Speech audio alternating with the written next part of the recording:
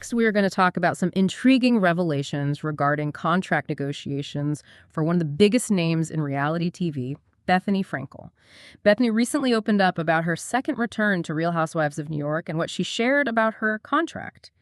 Well, it reveals a truly exceptional level of control. She recalled going back to the show, and when asked what she wanted, she basically said she asked for anything she wanted, and apparently she got it.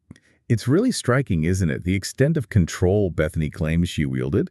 She specified her contract allowed her to dictate the exact days, the hours, even how she wanted to shoot. And the money she wanted, she got that too. This really illuminates such a powerful negotiation position, maybe quite unique in reality TV, wouldn't you say? Absolutely. What this truly reveals is, not just her personal power, but it's like a rare glimpse into how a reality star, once they've sort of transcended the show itself, can leverage their brand. Leverage it to dictate terms that, honestly, maybe even Hollywood A-listers might envy.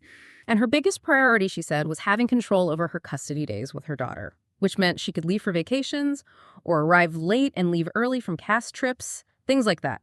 She even admitted this might have created some resentment among the other cast members, but for her, it was about getting her content done while prioritizing family. Bethenny's apparently very selective now about the projects she takes on. She says she declines a lot of TV shows because they're just a time suck. Yeah. And she wants to avoid the bulk of the suits, the cameras, shooting, hair, makeup, editing, the whole production side. She said she'd only consider a very specific situation for an astronomical sum, specifically mentioning like 7 figures for a couple of months. Wow. And she even compared herself to Linda Evangelista, didn't she? Yeah, she quipped, "Now you're going to get me out of this house with makeup on. It's going to be a real number."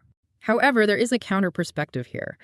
An insider spoke to Page 6 and denied part of Bethenny's claims. Yeah. They said it's not true that Frankel called the shots over everything. Right. So while the insider pushed back on the extent of her control, they did acknowledge that Bethenny was, quote, treated with respect and with genuine empathy for the situation she was in at the time.